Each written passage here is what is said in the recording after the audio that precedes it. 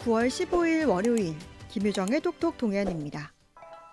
지역의 한 대학 교수가 SNS를 통해 동네마다 난립한 정당 현수막을 금지해야 한다고 주장해 관심을 모으고 있습니다. 동국대학교 임백은 교수 만나보죠. 교수님 안녕하세요. 네, 안녕하십니까. 네, 최근 교수님께서 SNS를 통해서 정당 현수막 전면 금지를 입법화할 것을 요청하셨는데요. 그 배경을 먼저 말씀해 주시죠. 예, 거리 곳곳에 그것도 매주 바꿔가면서 정당 현수막이 내걸려 있어서 시민들의 원성이 보통이 아닙니다. 네. 현수막이 생활에 도움을 줘야 되는데 백해무익이라고 생각합니다. 현수막의 정치적인 주장은 객관적이지도 않고 주관적입니다. 때론 허위사실 유포이고 선동적인 문구로 가득 차 있습니다. 이 통상적인 정당 활동을 보장한다는 이유로 현수막이 도로 곳곳에 무분별하게 내걸리면 얼마나 국민들이 불편하겠습니다. 이제 도시의 흉물이자 공해 수준이라고 판단해서 전면 금지와 입법화를 주장하게 되었습니다. 특히 경주 에이펙 개최를 앞두고 외국인들이 보았을 때 뭐라고 하겠습니까? 제가 외국을 다녀봐도 우리나라 같은 상황은 못 보았습니다. 예. 네, 정말 교수님 의견에 공감하는 분들도 많으실 것 같아요. 이렇게 곳곳에 정당 현수막이 정말 난립하게 된 게 최근의 일이죠? 네, 그렇습니다. 2년 9개월 전인 2022년 12월 달에 개정된 5개 광고문법 때문입니다. 네. 이전에는 현수막을 걸 때 지자체에 신고하고 허가를 받아야 했지만 이 개정안이 통과되면서 정당 현수막은 예외로 두게 되었습니다. 음, 정당의 정책 홍보나 현안에 대한 입장을 알리는 통상적인 정당 활동으로 보고 설치 장소나 개수 제한을 없앤 것입니다. 네. 그리고 2024년 1월 달에 개정된 법은 읍면 동별로 2개를 제한하고 어린이 보호구역이나 교차로, 횡단보도 등 특정 장소는 금지하고 규제를 강화했지만 이것조차 잘 지켜지지 않고 있는 실정입니다. 네. 그 이후로 이제 선거철은 물론 그 외에도 정당 현수막이 정말 공해 수준으로 걸려 있는데 이게 또 이렇게 자주 여러 곳에 많이 달리다 보면 사실은 비용도 만만치 않지 않습니까? 네, 맞습니다. 선거 기간이 아니라도 정당 현수막은 상당한 비용을 필요로 합니다. 네. 대부분 정당 보조금이나 당비로 충당됩니다. 네. 결국 이 비용의 상당 부분은 국민의 세금이나 음, 당원들의 그 호주머니에서 나오는 것입니다. 네. 현수막장 장당 설치비와 제작비도 만만치 않고 네. 또 철거할 때 엄청난 그 폐기물 처리 비용까지 발생하지 않습니까? 네. 이런 현수막이 전국적으로 수없이 설치되고 버려지는 것을 생각하면 막대한 세금이 비효율적으로 사용되고 있다고 볼 수 있습니다. 네. 네, 말씀하신 것처럼 세금도 비효율적으로 사용이 되고 또 폐기물 처리하면서 환경에도 또 악영향을 미칠 텐데 맞습니다. 네. 정당에서는 이게 이제 정책을 홍보하고 정치인을 얼굴 알리기 위해 현수막을 건다. 근데 사실 이 부분도 얼마나 효과가 있는지는 잘 모르겠습니다. 잘 아시다시피 요즘은 스마트폰하고 소셜미디어라든가 온라인 뉴스 등 다양한 뉴미디어를 통해 실시간으로 우리 국민들이 정치 소식을 접할 수 있습니다. 네. 굳이 길거리 현수막을 보지 않아도 네. 정치적인 견해를 형성하는데 전혀 어려움이 없습니다. 네. 오히려 자극적인 문구로 현수막은 시민들에게 피로감만 줄 뿐입니다. 음. 시민들의 정치적 성향은 이미 정해져 있고 네. 사실 바꾸기도 힘들지 않습니까? 네. 그래서 현수막은 실질적으로 효과가 없다고 봅니다. 음. 맞습니다. 예전과 좀 달라진 이런 뉴미디어의 발달로 이런 좀 현수막은 피로감을 높이고 정말 실제로 필요한가, 도움이 되는가에서는 도움이 되지 않는다 이렇게 입장을 말씀해 주셨는데 또 그 내용들을 좀 자세하게 살펴보면 내용도 서로 상대당을 비판하는 내용들이 더 많다 보니까 이게 오히려 통합을 저해하고 또 정쟁과 정치 과잉을 조장하는 측면도 있어 보여요. 네, 정확한 지적이십니다. 이 정당 현수막은 정책 홍보보다는 상대방에 대한 비난, 네. 비방, 그리고 흑색 선전에 초점을 맞추는 경우가 많습니다. 네. 이 선동을 통해서 시민들이 공분을 유도하는 것이죠.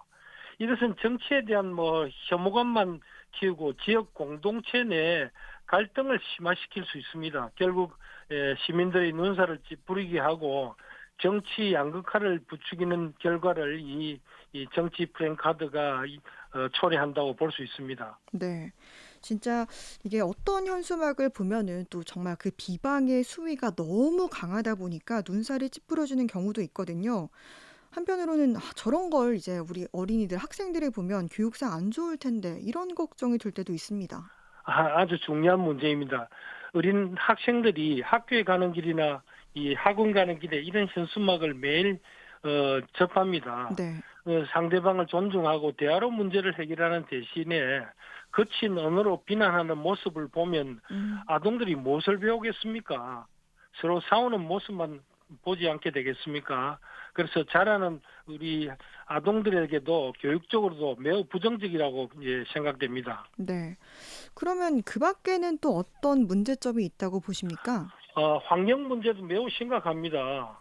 대부분 이 현수막은 재활용이 어렵습니다. 네. 이 소각할 때 탄소와 다이옥신이 배출되어서 환경 오염도 굉장히 많이 시키고 있습니다. 네. 또한 뭐 보행자들이 시야를 가려가지고 교통사고를 유발할 수도 있고요. 음. 또 만일에 이제 강풍이 불 때는 찢어져서 날려가가 안전을 위협하는 사례도 있습니다. 네. 네. 환경오염과 뭐 교통사고 유발, 안전 위험 관련해서 이런 문제점들을 짚어주셨는데 네. 그러면은 이게 이제 현재 법률상으로는 이렇게 정말 난립하는 현수막을 규제할 방법이 없습니까?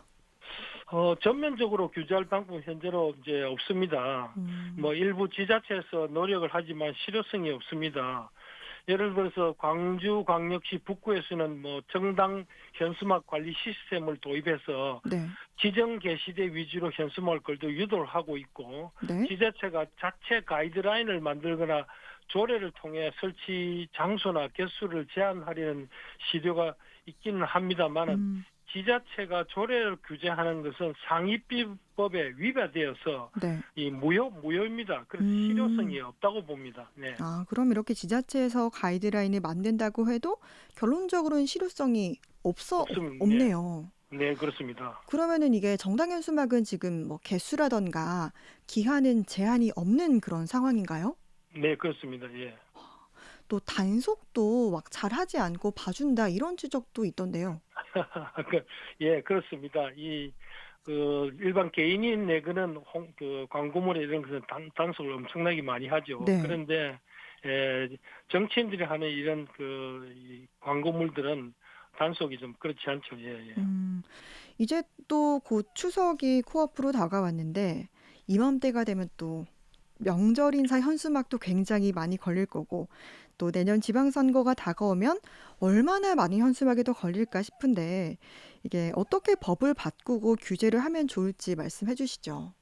예, 추석 때나 설 명절에 국회의원, 시장, 군수 등 이 단체장은 물론 시의원이나 구의원까지 자신을 알리기 위해서 음. 엄청나게 많은 현수막이 안 걸립니까? 거의 공예 수준이죠. 네. 외국의 명절에 이렇게 현수막 내거는 저는 보질 못했습니다. 음. 독일이나 일본에는 이제 법으로 도로변의 정치 현수막을 엄격히 금지하고 있습니다.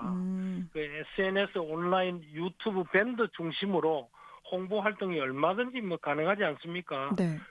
그리고 최소한 지정 게시대에 게시를 해야 될 것 아닙니까? 음. 이 개인, 아까 말씀드렸지만은 개인 홍보물은 엄격히 제한하면서 정치 현수막은 자유롭게 거리에 붙이는 것은 정치권 스스로가 만든 이중잣대라고 봅니다. 네. 이 국민이 정말 납득하기도 어려운 정치적인 특혜 아닙니까? 공정하지도 않고 정의롭지도 않습니다. 네. 저는 정치 현수막을 좋아하는 사람은 정치인뿐이라고 생각됩니다. 모든 국민들은 다 반대하고 있습니다. 네. 근데 이 현수막을 어쨌든 거는 국회의원들이 이런 법 개정을 적극적으로 좀 추진할지 이 부분은 좀 의문이긴 합니다. 자기들이 좋아하니까 조금 꺼려하는 것은 사실입니다. 그래서 국민들이 적극 나서서 네. 해야 되지 않겠나 생각되고 이 국민 주권 시대에 국민이 주인이니까 국민이 바꿔 나가도록 노력을 해야 된다고 봅니다. 예. 네. 교수님께서 이와 관련해서 지금 SNS에 내용을 게시하셨잖아요. 네네. 뭐 그리고 나서는 반응이 좀 어땠습니까? 그 반응이 막 아주 뜨거웠습니다. 제가 음. 페이스북에 글을 쓰면 보통 한 4, 50개 뭐 이렇게 좋아요가 공감 표시가 달리는데 네. 이번에는 페이스북에 한 2,000개가 어. 달렸습니다. 음. 엄청났습니다. 그래서 이 많은 분들이 뭔가 속 시원히 말해줘서 고맙다. 네. 정말 길거리 현수막 때문에 정말 짜증났다. 이렇게 공감을 음. 표시해 줬습니다. 네. 그래서 이 문제가 뭐 특정 정당이나 이런 문제가 아닌 우리 모두의 문제라는 것을 확인해서 우리 시민의 목소리가 모여져서 새로운 변화를 이 정치 변화를 이런 쪽에서 만들어내는 것도 큰 정치 개혁이라고 저는 생각이 됩니다. 예. 네. 정말 많은 분들이 교수님의 이런 글의 내용에 공감을 하고 있다라는 게 실질적으로 느껴졌다라고 하셨는데 네. 이 새 정부에서 그러면 정당 현수막 문제도 개선이 됐으면 좋겠는데 끝으로 남기실 말씀 해주시죠. 네. 예, 정치 현수막은 국민에게 뭐 불편을 초래하고 짜증을 유발하는 것은 이 헌법적 가치도 위반하고 있는 겁니다. 헌법 제10조에 보면은 모든 국민은 행복을 추구할 권리를 가진다고 되어 있습니다. 즉 행복 추구권이 있습니다. 그리고 헌법 35조에도 모든 국민은 건강하고 쾌적한 환경에서 생활할 권리를 가진다고 규정하여 국민의 환경권을 보장하고 있습니다. 음.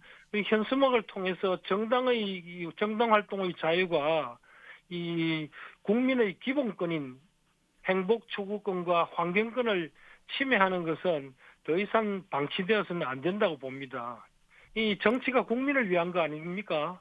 그런데 국민이 불만이 있고 국민이 불편해하는 이런 것을 정치권이 외면해서는 안 된다고 생각됩니다. 이 정치는 국회에서 해야 안 되겠습니까? 왜 이것을 현수막을 통해서 지역까지 끌고 오는 겁니까? 그래서 여야가 뭐 합의를 하는 게 좋고요.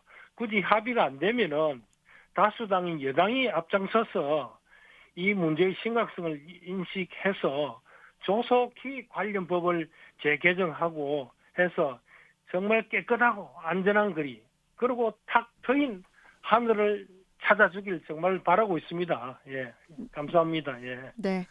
정당 현수막 전면 금지 입법화를 주장한 동국대학교 임백은 교수와 이야기 나눴습니다. 말씀 고맙습니다. 네, 감사합니다.